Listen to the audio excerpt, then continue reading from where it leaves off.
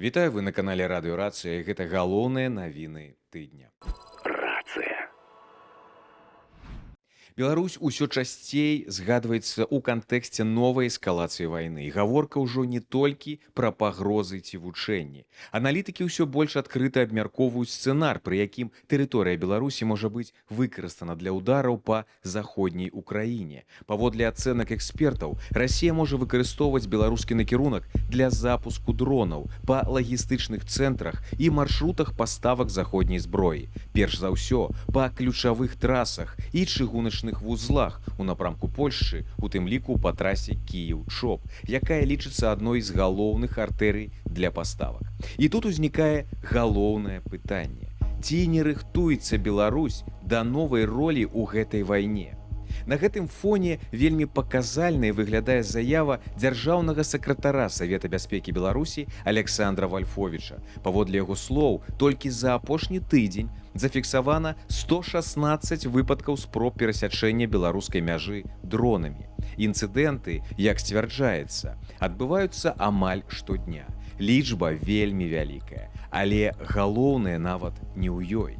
Такія заявы могуць быць не проста інфармацыяй. Яны могуць стаць часткай падрыхтоўкі грамадскай думкі. Калі людзей штодня пераконваюць, што краіну атакуюць дроны, то потым значна прасцей апраўдаць любыя дзеянні, у тым ліку новыя ўдары з тэрыторыі Беларусі. І менавіта гэта выглядае сёння найбольш трывожна, бо Беларусь у такім сцэнары перастае быць проста саюзнікам Расіі і рызыкуе канчаткова стаць часткай вайны. На фоне ўсё большай напружанасці паміж Кіевам і Менскам прагучала яшчэ адна вельмі жорсткая заява.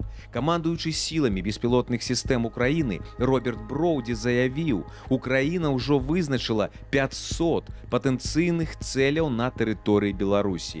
І гэта ўжо не намёк. Гэта адкрытае папярэджанне. Паводле Броўді, гаворка ідзе пра аб'екты, якія могуць быць выкарыстаныя ў выпадку больш глыбокага уцягвання Менска ў вайну на баку Расіі. Фактычна, Кіеў дае зразумець, калі тэрыторыя Беларусі будзе выкарыстоўвацца для новых удараў, адказ можа прыйсці ўжо па беларускай тэрыторыі. І галоўнае тут не толькі сама лічба. 500 цэляў – гэта дэманстрацыя таго, што Украіна даўно разглядае магчымы беларускі сцэнар як рэальную пагрозу, і на гэтым фоне рыторыка пра няўцягванне Беларусі ў вайну гучыць ужо ўсё менш пераканаўча. Бо чым больш вайсковай інфраструктуры, дронаў і расійскай прысутнасці з'яўляецца ў Беларусі, тым больш краіна апыняецца ў зоне рызыкі. І, здаецца, у Кіеве цяпер хочуць, каб гэта вельмі добра пачулі ў Менску. Тым часам расійскі бок фактычна папярэдзіў пра сістэмныя ўдары па Кіеве і заклікаў замежнай дзяржавы эвакуяваць сваіх дыпламатаў. Нібыта гэтага раней не было. Сродкаў эфектыўнай барацьбы з арэшнікам Украіна не мае. Пра гэта ў інтэрв'ю нашаму каналу распавёў генерал-маёр запаса Службы бяспекі Украіны Віктор Ягун. Є один комплекс, який має Штати. Їх всього 12 комплексів в світі, 8 в Штатах і 4 на Близькому Сході. І вони перехоплюють балістику ще в космосі. На гэтым тле адбыўся візіт Святланы Ціханаўскай у Кіеў і сустрэча з прэзідэнтам Украіны Владзімірам Зеленскім.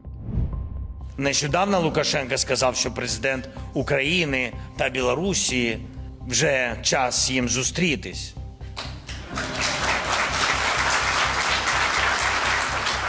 Цікаво вийшло. Сказав Лукашенко, а приїхала Світлана Тихановська. Візіт Святланы Ціханаўскай ва ўкраіну многія абмяркоўваюць як палітычны прарыў і важны сімвал падтрымкі беларускіх дэмакратычных сіл. Аднак у кантэксце апошняй эскалацыі і ўсё больш жорсткай рыторыкі паміж Менскам і Кіевам гэты крок некаторым нагадвае падзеі перад пачаткам паўнамаштабнай расійска-ўкраінскай вайны, калі ў інфармацыйнай прасторы абмяркоўвалася магчымасць вяртання Віктара Януковіча ў Кіеў у выпадку хуткага захопу ўлады Расіяй. Прынамсі, так лічыць палітолог Павел Усаў. Калі мы знову будзем праводзіць паралелі паміж сітуацыяй у 22 годзе, якая склалася вакол Украіны, і сітуацыяй, якая склалася вакол Беларусі ў 26 годзе, то у той час Расія спадзявалася на тое, што яе аперацыя вайсковая гібридная будзе паспяховай, і Януковіч уедзе ў Кіеў на белым танку, як так званы легітымны прэзідэнт, якога прызнае Расія. Дзеля гэтага ён быў прывезены ў Менск, калі былі першыя перамовы паміж украінскай дэлегацыяй і расійскай дэлегацыяй у Гомлі. Але гэтага не адбылося. І паралель такая, што калі Украіна рыхтуецца да рэалізацыі нейкай спецыяльнай гібриднай аперацыі ў дачыненні да рэжыму Лукашенка, а такія сцэнары яны разглядаліся нават пасля 22 году з удзелам палка Каліноўскага, то паралелі даволі відавочныя. Украіна вуснамі Зеленскага пацвердзіла, што прызнае прэзідэнта Тихановскую. Гэта азначае, што яны могуць выкарыстаць яе ў якасці такога інструмента гібриднай вайны, што фактычна рэалізаваць аперацыю па вызваленню Беларусі, хаця б лакальную аперацыю на кшталт курскай аперацыі, як бы сімвалем рэалізацыі палітычнай і ідэалагічнай гэтай аперацыі можа быць разглядацца Тихановская. Вось у гэтым і ёсць паралель.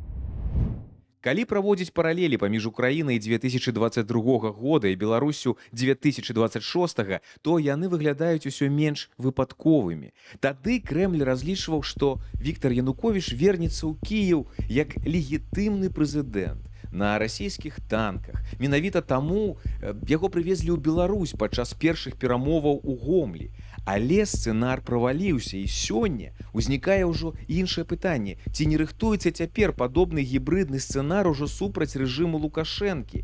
Тым больш, што пасля 2020 года ва ўкраіне адкрыта абмяркоўваліся сцэнары з удзелам палка Кастуся Каліноўскага. І галоўнае, Кіеў фактычна прызнаў Святлану Тихановскую палітычным прадстаўніком Беларусі. А значыць, яна тэарэтычна можа стаць не проста сімвалам апазіцыі, а часткай вялікай палітычнай гульні. Пытанне толькі адно. Ці гатовая Украіна да адкрытай эскалацыі з Беларусю? Ці пакуль гаворка ідзе толькі пра інфармацыйны і псіхалагічны ціск на Менск? Дарэчы, а як вы ацэньваеце ролю Святланы Тихановскай у 2026 годзе? Пішыце у каментарах. Міжнародная федэрацыя студэнцкага спорту зняла ўсе абмежаванні з беларусаў. Выканаўчы камітэт Міжнароднай федэрацыі студэнцкага спорту прыняў рашэнне аб неадкладным аднаўленні ўдзелу студэнтаў-спартсменаў з беларускімі пашпартамі ва ўсіх спаборніцтвах. Рашэнне аб вяртанні беларусаў было прынятае ў адпаведнасці з рэкамендацыямі Міжнароднага алімпійскага камітэта ад 7 мая 26 года. Апошнія тыдні беларускіх спартоўцаў вяртаюць да міжнародных спаборніцтваў, ад якіх яны былі адхіленыя пасля пачатку паўнамаштабнай вайны супраць Украіны ў лютым 22 года.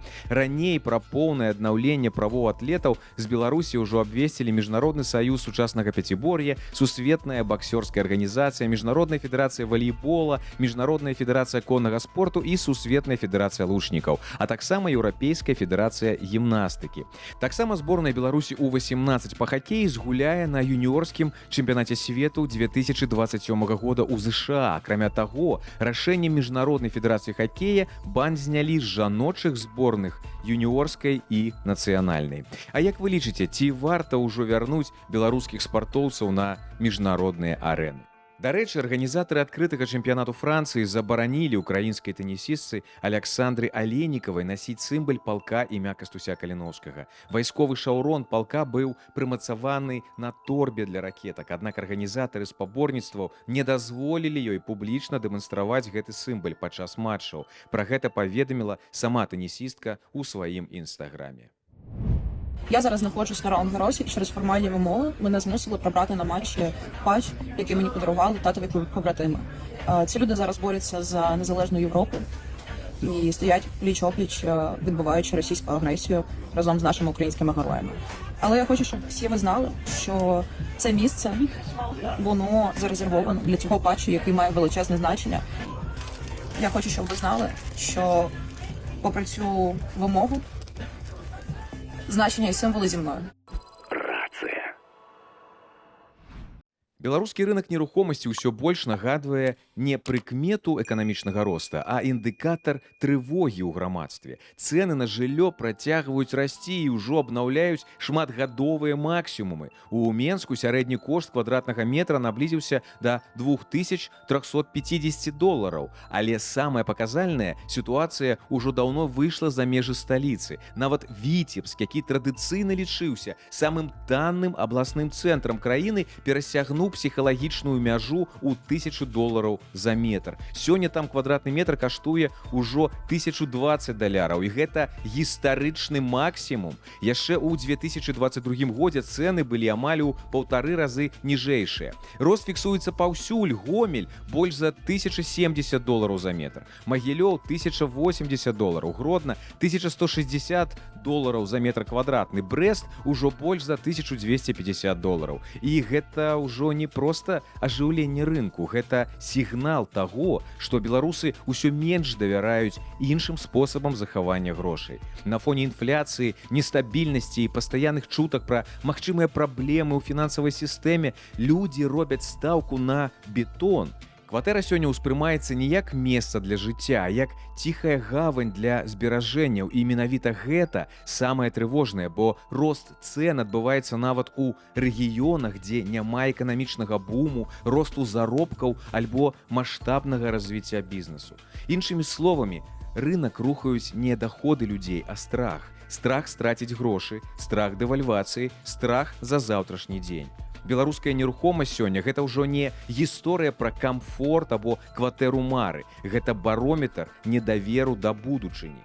Пішыце, а што адбываецца з цэнамі на кватэры ў вашых гарадах? Цікава будзе параўнаць. Беларусаў могуць штрафаваць нават за кветкі каля пад'езда. Так, цяпер пад санкцыі можа трапіць нават жаданне зрабіць двор больш утульным. Улады нагадалі, клумбы, кусты, дэкаратыўныя агароджы і любыя народныя паляпшэнні на прыдамавой тэрыторыі трэба узгадняць з камунальнымі службамі. Бо зямля каля пад'езда не нічыйная. Яна лічыцца агульнай тэрыторыяй, і без дазволу камунальных службаў там нельга нічога змяняць. Афіцыйнае тлумачэнне – бяспека. Маўляў, пад зямлёй могуць праходзіць камунікацыі альбо трубы. Але ў садсетках многія ўспрынялі гэту навіну значна шырэй, бо атрымліваецца парадаксальная сітуацыя. Калі двор занядбаны, жыхары павінны самі праяўляць ініцыятыву. Але калі людзі спрабуюць нешта зрабіць сваімі рукамі, яны рызыкуюць атрымаць штраф. І штраф, дарэчы, немалы, да 30 базавых велічыняў. Фактычна, за самавольную клумбу ці некалькі высаджаных кветак. І гэта ўсё выглядае не проста як гісторыя пра добраўпарадкаванне, а як яшчэ адзін прыклад таго, наколькі жорстка дзяржава спрабуе кантраляваць нават дробязі ў паўсядзённым жыцці беларусаў. І напрыканцы крыху пра надвор'е. Першы тыдзень лета Беларусь сустракае без спёкі і без буры. Сіноптыкі абяцаюць умеранае цяпло і кароткія дажджы, ў дзень каля +20, месцамі крыху цяплей. Па начах свежа, але ўжо па-летняму спакойна. І магчыма, у гэтым надвор'і ёсць нешта вельмі беларускае, калі пасля доўгай шэрай паласы ўсё ж прабіваецца сонца. Няхай пакуль і ненадоўга. Але лета ўсё адно ніхто ўжо не зможа адмяніць, як і надзею на добрыя навіны. Беражыце сябе, стаўце падабайкі і падпісвайцеся на канал.